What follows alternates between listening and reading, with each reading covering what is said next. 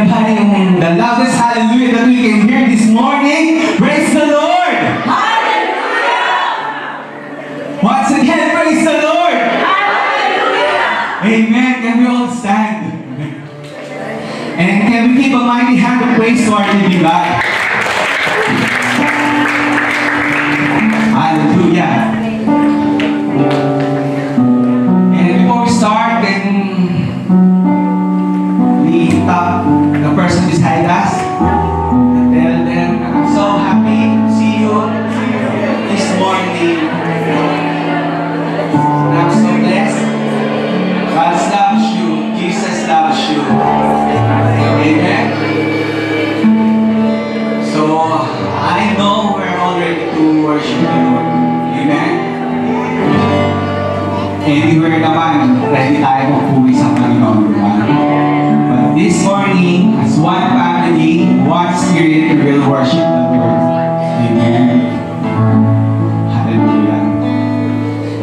And I want to share to you the book of, in the book of Deuteronomy 31:8. It says there, you can open it. Sabi po,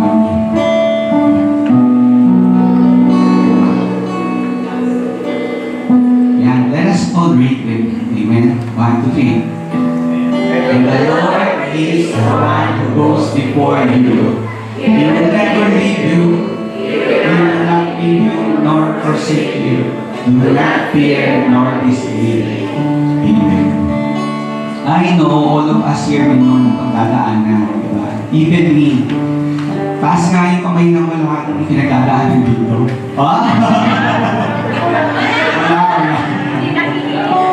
Praise the Lord. So, lahat tayo may napagdadaanan. We don't know what will happen for tomorrow. We don't know how we will solve our problems, diba? Kung ano man yan, yung katawan natin, mga nararamdaman natin, financial natin, yung emotions natin, relationships, career, everything, lahat yan. While we are in this world, lahat yan naranasan natin. And we don't know what will happen tomorrow. But one thing we are sure as children of God, our God will never leave us. He will never forsake us. He is always there and He is always faithful. But,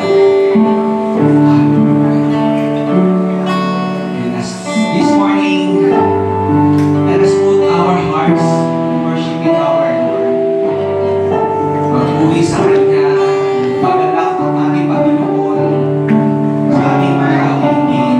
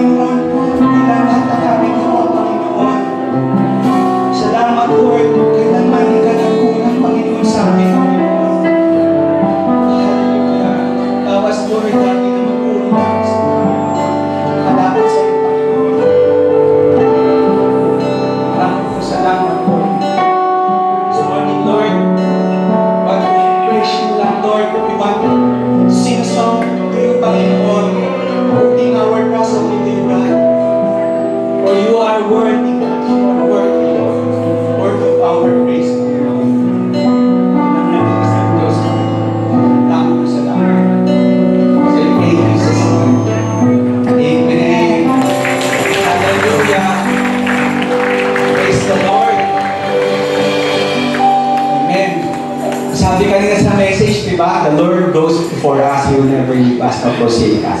So we should hold on the victory that we have from the Lord. Amen? Ano man, mga whatever circumstances, kaya our Lord is there. Amen?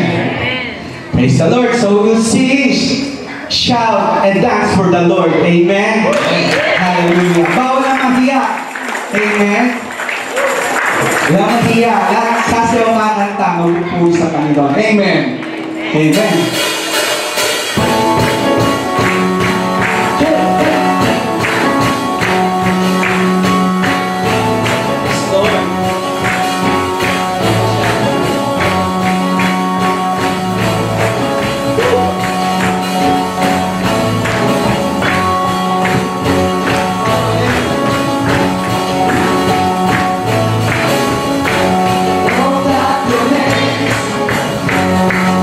Oh,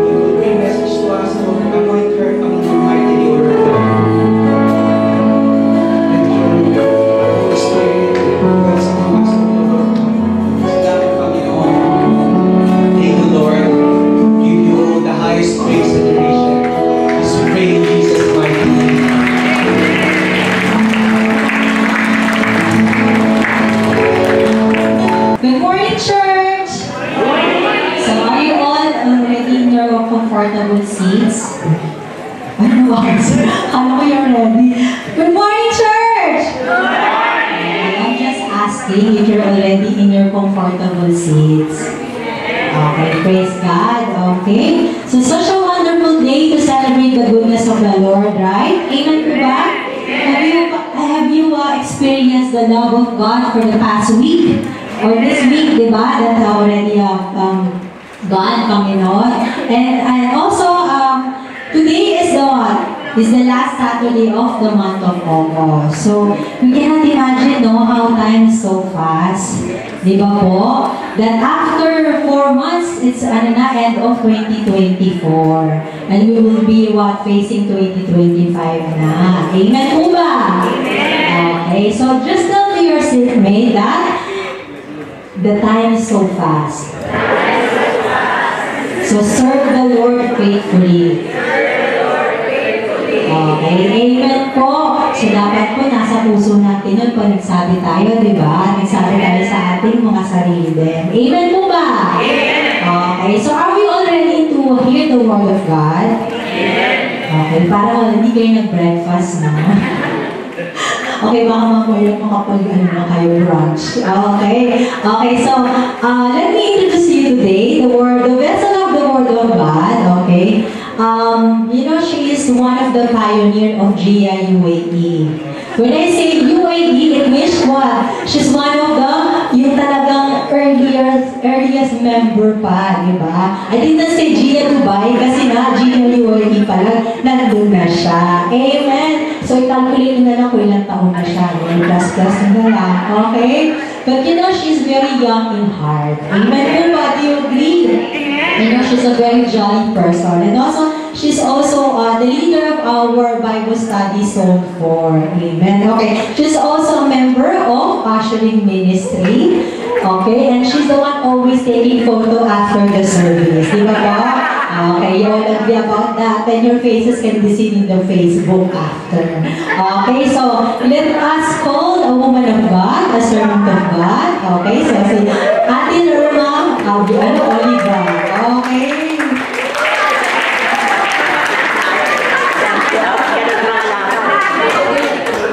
Beauty queen.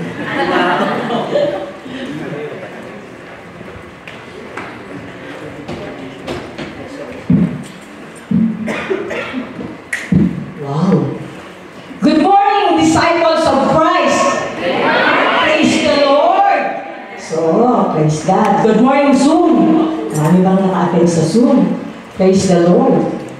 Hallelujah. So, kaya ako good morning kay lahat kasi, can I speak in Tagalog? There's one lady. Sorry. So, that's why I called you disciples, because all of us are disciples. All of us are students. Right? Yes. Praise the Lord. So, meaning, we are all students, that's why we are here to study the Word. Praise God. So, last sermon, that we heard from Pastora Sharon, rich the unrich.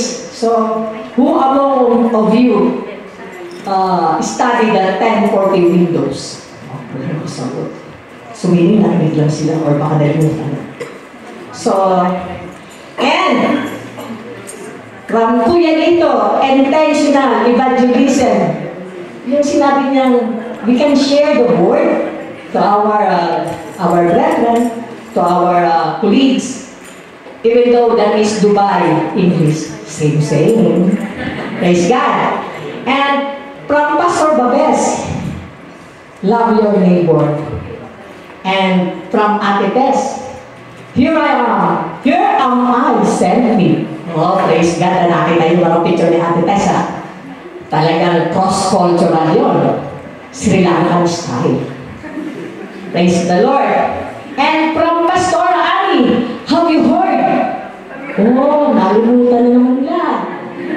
And from Manny last week, sharing our faith. Praise the Lord. So meaning, we are now prepared and equipped. Slide please. Kapitin, ano? And equipped to go and evangelize. Praise the Lord. So our text is John 15:16. Can we stand and read the word? Praise the Lord. Sabi po dito, sabay-sabay po natin basahin. If you did not choose me, but I chose you and appointed you that you should go and bear fruit, and that fruit your fruit should remain, that whatever you ask in the Father in my name, He may give you. Praise the Lord. So let's pray. Yes, so hallelujah, Jesus. Thank you very much, Lord, for this wonderful day that we're going to study your word. Today nga, Father God, Lord, na itago mo po ako sa iyong likuran. Ikaw po ang mamuna at ikaw po ang maging vessel ng word na aming pag-aaralan ngayon, O God. Salamat ng marami, Lord. Bigyan mo po kami ng wisdom, ng knowledge on how to comprehend this word, O God. In Jesus' name, amen and amen. Praise God. Nakikita ako po yung uminom na naman yung kami nito. Praise the Lord. So, meaning, in Tagalog po. Next slide, please. Sabi po dito, hindi kayo ang pumili sa akin, ako ang pumili sa inyo. Hinirang ko kayo upang kayo'y humayo at magbunga at manatili ang inyong bunga. Sa gayon, ang anumang hingin ninyo sa Ama, sa aking pangalan ay ibibigay sa inyo. Praise God. So it means that no man can choose God without Him first. By His grace, choosing us, and the fact is that He desires all men to be saved. Praise God. So next slide, please. In 1 Timothy 2:4, who desires all men to be saved and to come to the knowledge of the truth. Amen po ba? Amen. Praise God. And in John 1:9, next slide please. That was the true light which gives light to every man coming into the world. So, Jesus tells us that God chose us so that we can go and bear fruit. Just like a branch of a vine will bear fruit, so we must bear fruit. He wants us to live a life that shows that Christ lives in us.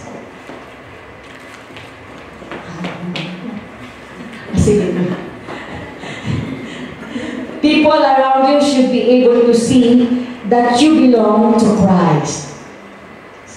Okay, praise God. So, He has chosen us because He loves us. Amen po ba doon? And He has chosen us in order to glorify Himself and us. Beyond this, He has not told us, and we need to be content knowing that God has still some secrets in Deuteronomy 29:29. Praise the Lord. Next slide, please. Since our theme for this month, reaching the nations cross-cultural, and it is written in Isaiah 12:4. Sabay-sabay po natin basahin. And in that day you will say, praise the Lord, call upon His name, declare His deeds among the peoples, make mention that His name is exalted. So, some essential guidelines for crossing cultural cultures. Of course, know your own culture. Celebrate the beauty of God's creation. Observe and imitate behaviors. Siyempre, if you're going to meet some of our Indian sisters and brothers, of course, you need to learn how to eat biryani because that is their favorite food. Okay? Learn the things you shouldn't do. Ask good questions. Be polite. Seek to learn and grow.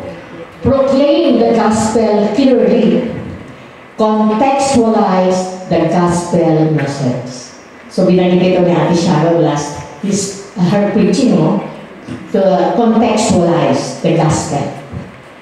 So in Psalms 10:17 says, Lord, thou hast heard the desire of the humble. You will prepare their heart only when we trust in the Lord and depend on Him. Can we find the strength to make our hearts not subject to change or variation? Humility is an essential ingredient in the preparation of our hearts. Humble ba kayo? Of course, ang tayo ng Diyos, so we are all humble. So first, next slide please. Showing diligence. In Romans 12:11, he said, not lacking in diligence, fervent in spirit, serving the Lord. Diligence applies to whatever you do in your Christian life. Anything done in the Lord's service is worth doing with enthusiasm and care. Jesus knew his time of earthly ministry was limited and that he needed to make the most of every opportunity to serve the Heavenly Father. So sinabi ng Lord, we also must work while it is day, the night is coming, when no one can work. It is written in John 9, and other Christians will certainly appreciate our diligence, good works, as Paul urged.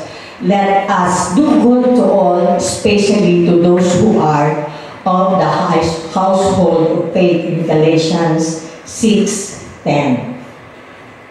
Next slide, please. So, we need to have also enthusiastic attitude.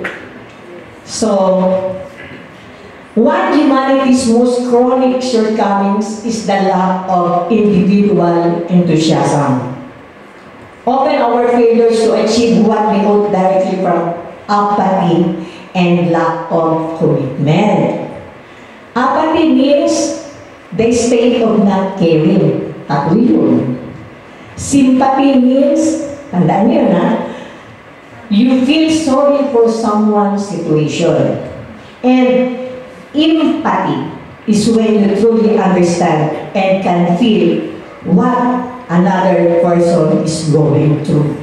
So, tatlo yun apathy, sympathy, and empathy. Tandaan niyo yun. But what should not be true if you're a Christian? Enthusiasm requires spirit-assisted resolve and persistence, not just human-guided good intention.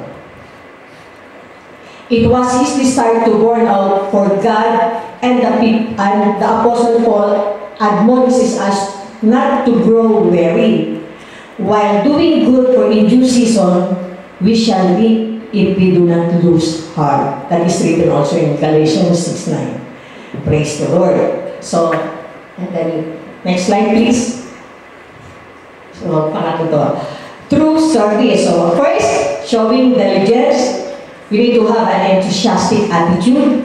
And this one is true service.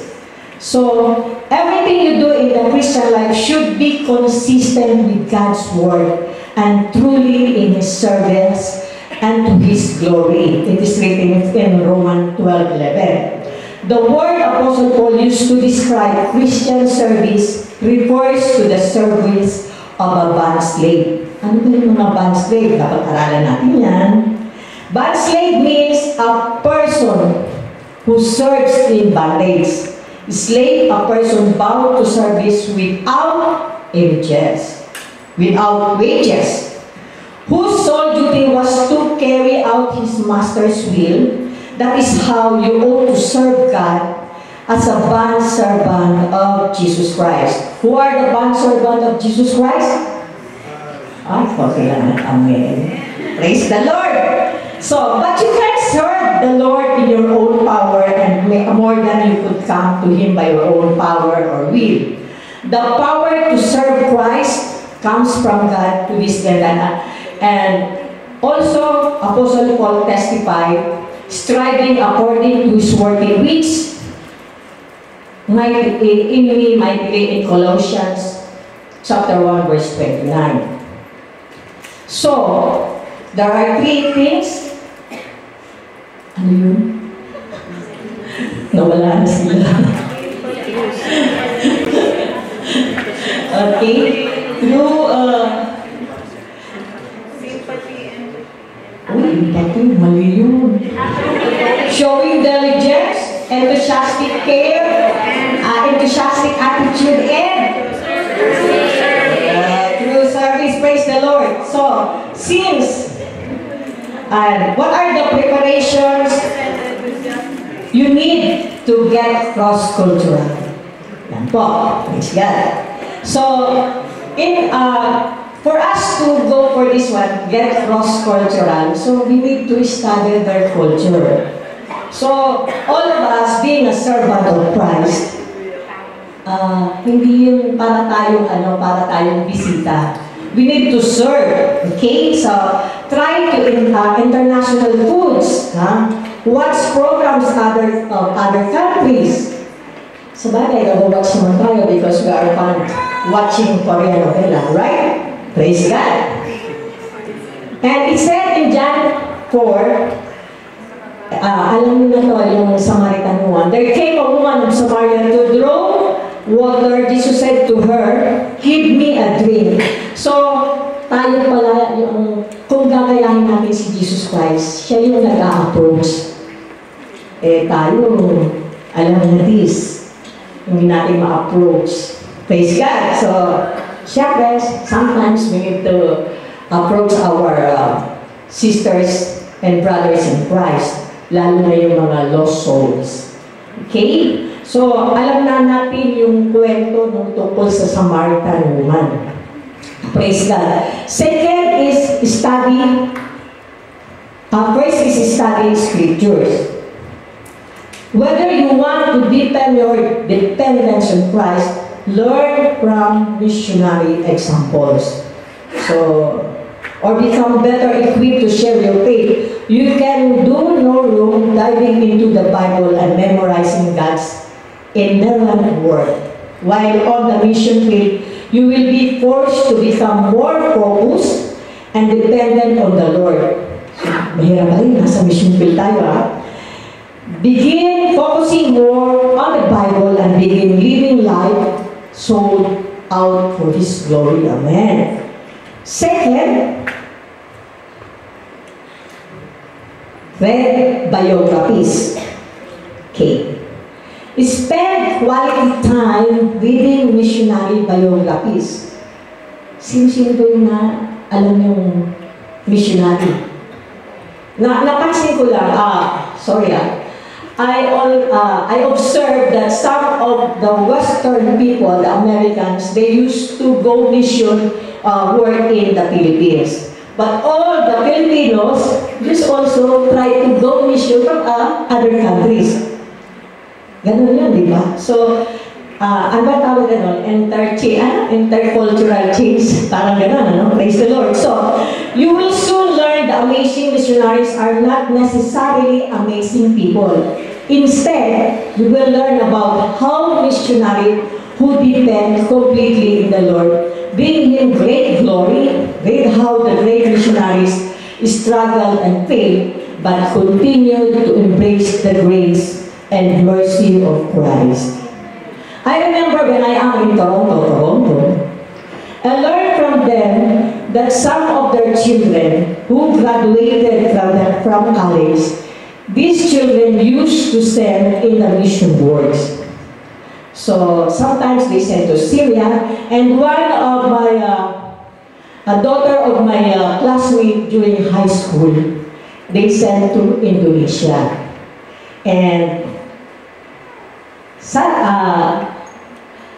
then they made their mission works there, and when they, these students, this lady, when they come back in Toronto, they are already fully equipped because they learn and experience how to go for mission works.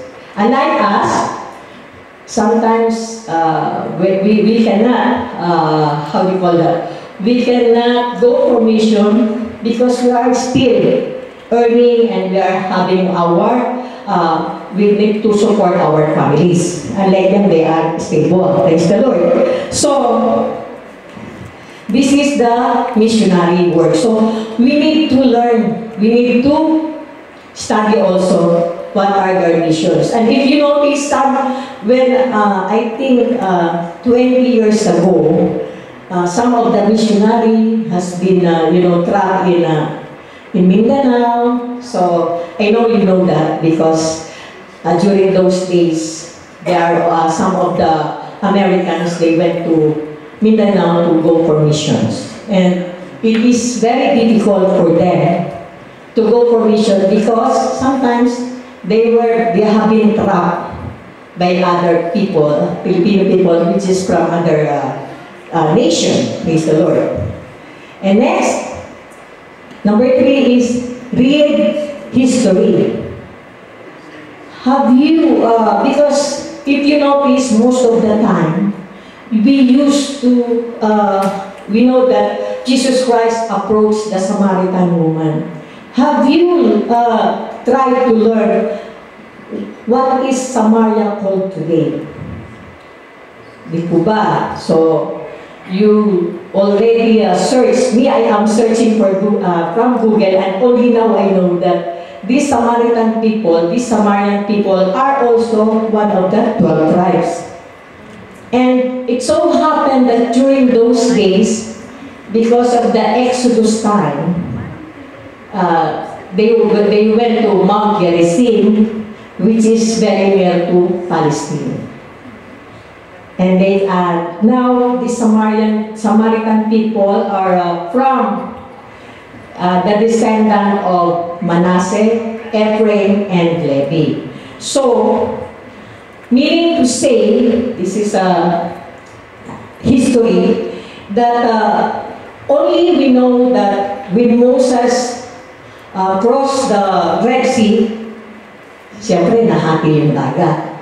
But who knows when Joshua used to divide the Jordan River? So you read it from our Bible. I already told Ate Abby this morning that I will explain to you. Because you know why? That is only what I got from Google. That's why Joshua used to cross Jordan River, because they don't want to go to Samaria. Because during those days, these Israelites people, they have also some feud. Meron silang hindi pagkakaunawaan. So same also with what happened to us also because of the pride. Praise the Lord. So, sabi nga dito, the Samaritans built their own temple, which the Jews considered pagan, or judgmental ang Jews. The feud grew, and by the time of Christ, the Jews hated the Samaritans so much. That's why they crossed the Jordan River rather than travel through Samaria. So yun po yung kwento. That's why Joshua used to divide the Jordan River. And may isa pa nga akong tanong, why are Samaritans Palestine or Israelites? Yes. These Samaritan people, very rare in Palestine, they have a dual citizenship. Israelites and Palestine. So, meron naman, yung pa pala uso na pala yung dual citizenship. Praise the Lord. And next po, next slide please. Learn languages. Why? Want to learn languages? Become a language learner even if you don't want what country you will be called to serve in. Begin to expose yourself to new languages. By learning new languages, you open yourself up to the concept of struggle and failure. So some people in the Philippines, that's why they keep on making a joke. From Bulacan, the egg become the bird. Only crossing the bridge, a small bridge. So from Bulacan, they call it itlog. But if you go reach Pampanga, they call it Ebon. So praise the Lord. So sometimes, if you went there, tulay lang yun, a small bridge. Wala nang 1 kilometer bridge. That is only, if I'm not mistaken, that is only 100 meters only. I don't know. That is only my estimate. So, because during those days, we learn from our history that the barangay consists of 100 people, wherein all the houses are too far from each other. Praise God. So, alam niyo na. So, since we are Korean lovers, so we need to learn only saranghae, saranghae, right? So, yun lang. So, that's why if you ask people, learn languages, if you mention this Korean novella, immediately, they will say, harang saranghae. Ano gusto mo? Praise God, o diba? Praise the Lord. And number 5, so at least nakapag-learn na kayo ng language, ha? Evangelize. Learn to share your faith. Become accustomed to articulating the gospel and telling how Christ changed your life. So, yung mga nag-preach ng mga nakarami, puro nag-testimony sila. So, you need to testify also. Take formal evangelism training. So, maybe, so that maging evangelist tayo, siguro we need to learn. We need to train to be evangelist. Evangelism is like a muscle. The more you use it, the stronger it gets. So, alam na Lisa. So, meaning, you need to study. Only when you become experienced at evangelism, you will truly embrace the concept that winning souls is God's job, not yours. Praise the Lord. May dadagdag pa nga ako dun sa learned languages. Because sometimes, other nationalities, when you serve the love of God, it happens to us when we go for evangelism. Go movement. If you serve like this, brother, sister, you know that God loves you. One of our members, because we get a number, they call. Someone called to her and then said, because you know sometimes love, you know, other nationalities, if you will tell them that Jesus loves you, sometimes they misinterpret that, meaning to say you love him like that. So, you need to be avoid for that also, because sometimes that's why we need to be very clear in sharing the word of God. So, that is one of our experience. And next po, be uncomfortable. Get out from your comfort zone. So, before, if you're going out with using your umbrella, so if you're going now, you need to put sunblock now.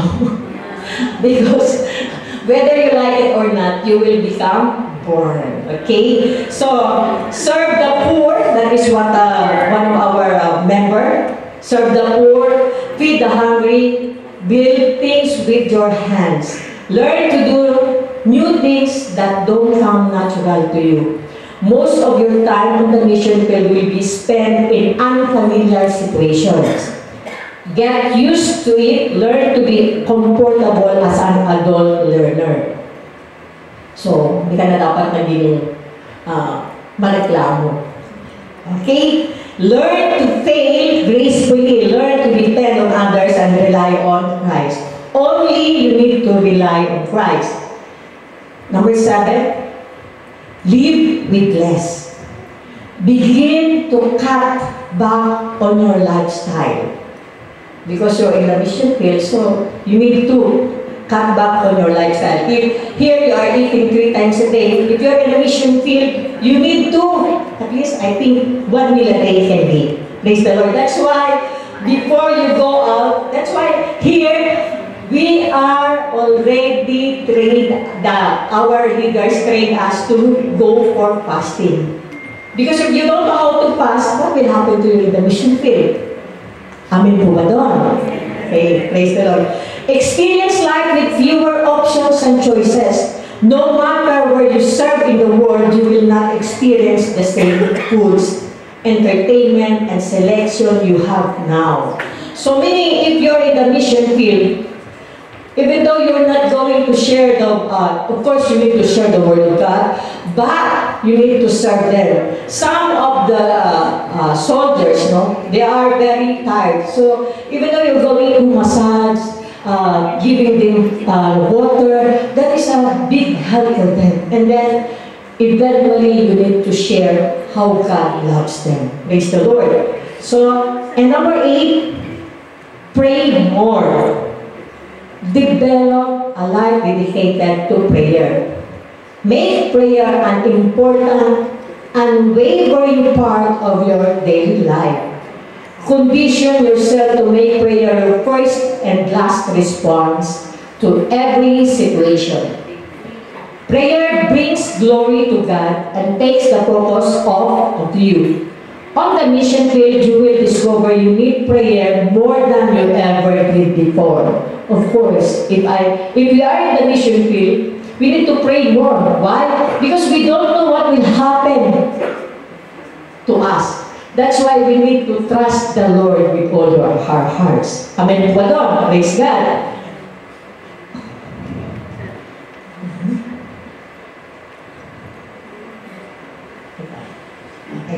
However, frequent training and conditioning can increase the probability that a missionary will have a healthy and productive experience on the mission field. With a heart focus on Christ and with the proper resources and perspective, a missionary improves the prospect he or she will have a long and healthy career in missions. So napag-aralan na po natin yung 8 na yun, pray more. So, now, there is, next slide please. There are forces you need to remember in sharing the Word of God. Ito dapat pagka nag-conclude tayo. Praise the Lord. So, always remember, it is written in John 15:16 that we are the chosen one. Right? So, that is all the forces. First C, we are the chosen one. What does the Bible says about the chosen ones? Because when I share it to my boss, how did you know that you are the chosen one, Lorna? Of course, because I said, I follow Jesus and I believe that Jesus Christ is my Savior. So, Jesus calls from the chosen as the Greek word may be translated the elect. Sinabi po doon kanina sa Tagalog version ng 15:16, John 15:16 na isa tayo sa mga hinirang. Praise the Lord. These are all whom the Father has chosen in Christ from before the foundation of the world to be holy and blameless in His sight. In Ephesians 1:4 said, only these chosen ones will constitute the company of the redeemed when Christ returns in glory. Praise the Lord. So, who are the chosen one here? Praise the Lord. So, praise God. So, now to share the 3-minute gospel, of course, we know. Because we are the chosen ones, so we need to share the 3-minute gospel. First act is creation. Second act is the fall. We know already that Adam and Eve fall for that because they eat this fruit of the tree of knowledge. And the third is redemption. That's why God sent us Jesus Christ to redeem our sins. And, of course, restoration. Amen po ba doon? So, first act is explain the creation, and then the fall, and the redemption, and restoration. So, in Ephesians 1, verse 4, just as He chose us in Him before the foundation of the world, that we should be holy and without blame before Him in love. Praise God. Second, chosen by the chosen one. We need to develop our confidence. Say, confidence. Confidence. Praise God. So, confidence yun, ha? So, we need to build our confidence. First, know God and His promises to us. That's why we are here. Let God empower and inspires you. Know that God is on your side. Practice positive thinking. Be patient and kind with yourself. Stop comparing yourself with others. Yan tayo yan eh. We need to compare ourselves to other. Bakit siya? Ganyan. So, stop doing that because it will not build your own confidence. Learn how to develop motivation. That's why we are here to train, to study the Word of God, and to motivate also. Right? And in Joshua 1:9, it is said, sabay-sabay po natin basahin. Have I not commanded you, be strong and good courage. Do not be afraid, nor be dismayed, for the Lord your God is with you wherever you go. So, ngayon so we need to build our confidence. Third is, be compassionate. Well, compassionate. But getting involved in others' life. You're being incarnational like Jesus. Not offering sympathies from far off, but moving into other lives, developing relationship and serving them. You must be compassionate, just as your Father is compassionate. Do not judge others. Kung niyo ko i-judge sa Langaris. And you will not be judged also. Do not condemn others, or it will come back against you. Forgive others, and you will be forgiven. So, patawarin po ako. Praise the Lord. And in Colossians chapter 3, verse 12 to 13, sabay-sabay ko natin basahin. Therefore, as the elect of God, holy and beloved, put on tender mercies, kindness, humility, and meekness, long-suffering, bearing with one another, and forgiving one another. If anyone has a complaint against another, even as Christ forgave you, so you also must do. So, we need to forgive each other. So, meron tayong sa manalo, please, magbigay, magpatawaran po tayo. Praise God. And number 4, so first thing is we are the chosen one. Second, confidence. And then compassionate. And then now, number 4 is to comply. So meaning, napag-aralan na natin lahat yun. Binanggit ko na kanina, about the preaching of Ate Sharon, Rich the Unreached, the 1040 windows, the intentional evangelism from Kuya Lito. Here I am. Here am I. Send me. Doon ako nalilito from Ate Tess. Have you heard from Ate Anne? So meaning you learn a lot, and sharing our faith. Love your neighbor from Kuya Babes. So now we need to comply. Okay. As Jesus did not consider Samaritan as enemies, but reached out to them with compassion and love. He healed them, ministered to them, used them as example to his Jewish brethren. He even envisioned them as part of the harvest. So, sabi nga, then he said to his disciples, the harvest is plentiful, but the laborers are few. So, who are the laborers? Praise the Lord po. Kunti lang talaga si Kuya Mark lang. Therefore, pray earnestly to the Lord of the harvest to send out laborers into His harvest. God uses His analogy to highlight the fact that there are a lot of persons who need to be cared for and brought to God. So, maraming lawsuit sa labas.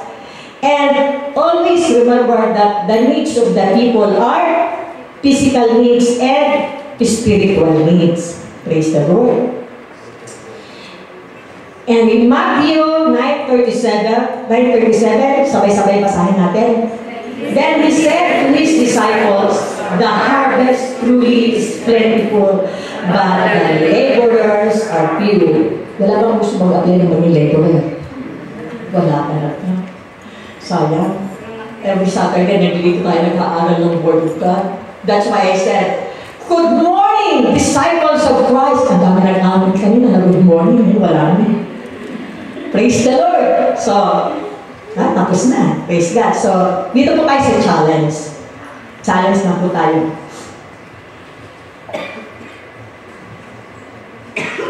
To be chosen, a person must accept his or her calling, be grateful for it, and move forward in serving God and His Son. So, alam na this. However, being called is not enough to be a saint. We must respond to that calling. Positive action is required. So, sino yung gusto mag-apply as laborer? Wala po. Praise God! Marami rin na. Tatlo na natin ito. Praise God. Okay po. So, now we're down to conclusion. Conclusion. So, praise God. Sabay-sabay pong basahin natin. The key to very good fruit in our lives is staying closely connected to Jesus. We ask Him to fill us with His love for others and believe from the overflow of His love in us. By asking the Lord to change us from the inside out, we let His love transform us into loving people. Praise the Lord. So, to God be the glory. Let's start. Let's pray. Okay. Praise the Lord. Okay. Yes. So, hallelujah. Jesus, Lord, thank you very much, Lord, for this wonderful day that we learned also, Lord. And today is the Go Movement, Lord. We pray, Father God, Lord, na marami po kami ma-reach out na mga lost souls, so Father God, Lord. And, Lord, we pray, Father God, Lord, na ma-exercise po namin ang forces that we believe that we are the chosen one. We need to develop our confidence. We need to develop being a compassionate person and to comply. So, Lord, thank you very much, Lord, sa lahat, Lord. Turuan po kami, Lord, on how to do our work according to your will, O Father God. Salamat, Lord, sa word na napag-aralan namin ngayon, Lord. To be the chosen one, Lord, thank you very much, Lord. Salamat po at pinili niyo po kami, O God. In Jesus' name,